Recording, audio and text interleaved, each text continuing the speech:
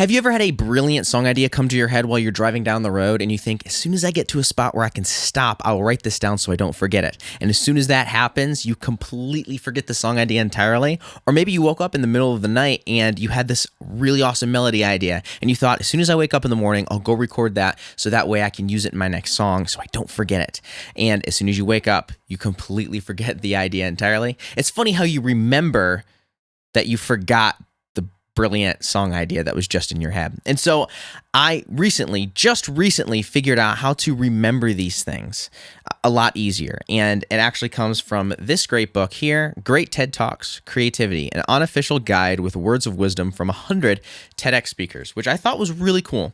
So I am going to break down a small section of this book and how it actually helps me remember the song ideas that come into my head. And I just thought it was absolutely brilliant. If you're not a reader, you're going to love this book. And if you are a reader, you're going to absolutely love this book. It's very easy to read. In fact, there's like entire pages of just quotes with big letters. It's a very easy read. And each idea takes up a single page. So it's an absolute gem. And also a great gift for people. So I thought it was awesome. I don't want to try to sell this book too much, but my wife got it for me, and I just thought it was brilliant. So there's a small section on this page, and I'll tie this all back into how it helps me remember different song ideas here. But 11 of 100 is talk to your self-doubt. And there's a quote in here from Tom Waits, the legendary musician, where he recalls driving down the freeway and a fragment of a melody appeared in his head. Because he was unable to write it down then and there, he started fretting about forgetting it forever. As a result, all the old angsties of self-doubt had tortured Waits throughout his career began to bubble up.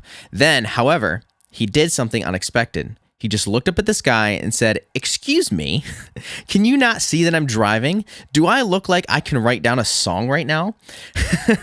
If you really want to exist, come back in a more opportune moment when I can take care of you. Otherwise, go bother somebody else today. Go bother Leonard Cohen. I thought that was brilliant. And the TEDx speaker talked about how she used the same technique to help her while she was writing her book. And I recently started doing this as well because there's something very interesting about ideas and good ideas. And so before I talk about how I've actually used this to remember good ideas, I want to talk about the concept behind it entirely, where he just kind of like looks up at this guy and is like, "Excuse me, can you not see that I'm driving right now?" It's almost like you're pulling yourself away from the creative thoughts. And so where do creative thoughts come from? Or where do thoughts come from at all? This is something that's baffled a lot of people. If you figure it out, you will be a very famous and wealthy person. But we really are not sure where thoughts come from. You can't really control the first thought, but you can control the second, and I'll get to that in just a second. So where do thoughts come from? Because here's the thing. We all have a lot of negative thoughts. And here's the crazy part. No one would choose to have a negative thought. Why would anyone choose to have a negative thought that gives them anxiety or that actively hurts them? So you can't really choose the first thought, can you?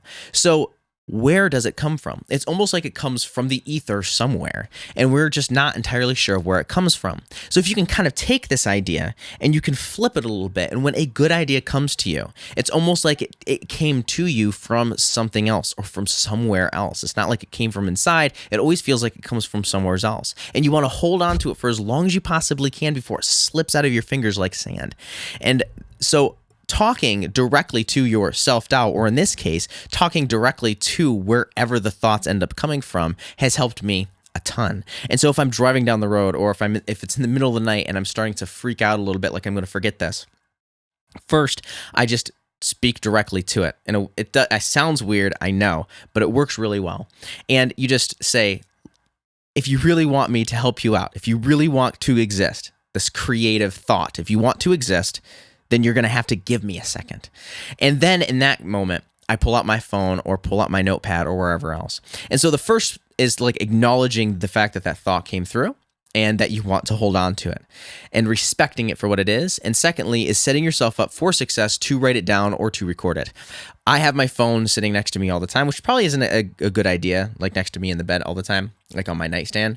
But it is what it is. And as soon as I swipe down from the top in Control Center on my iPhone, I can choose one specific little section right here which allows me to press that and record whatever I want. So I just press it and I record a song idea, and that's where a lot of my song ideas get just thrown into. And then I just start to scroll through those as I'm looking for other things.